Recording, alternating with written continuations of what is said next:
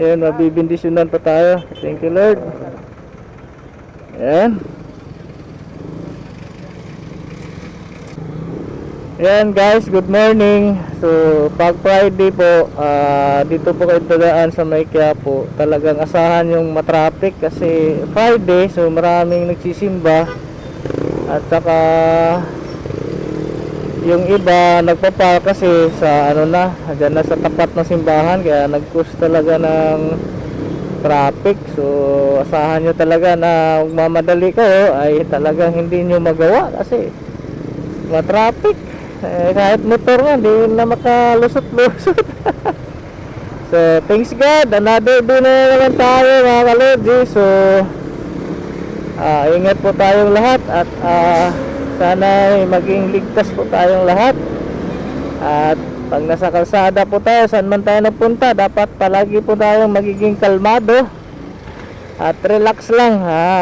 Dahil marami nangyayari dito sa kalsada na hindi maganda dahil lang sa hindi nagbibigayan at mainit ang ulo.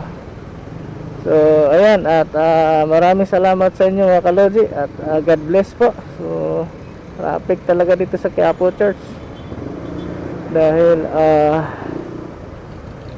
maraming nagsisimba pag Friday. Saka yung ano, yan, kita mo yung mga motor na yan, no, nasa kalsada na nag-park. So siyempre sumisikip yung ano, yung ano, kasi yung mga sasakyan hindi makadalo na maayos. So ganun po pag Friday dito po, ganito traffic talaga. Ayan, so thank you Lord sa araw-araw na binigay niyo po sa amin. Ayan, dami na ano.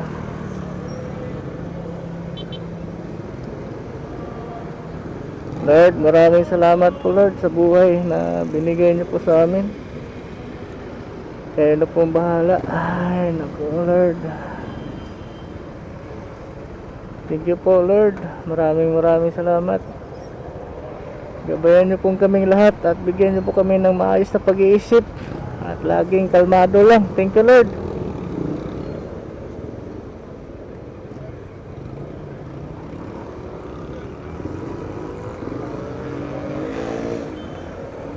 Ayan, mabibindisyonan pa tayo. Thank you Lord. Ayan.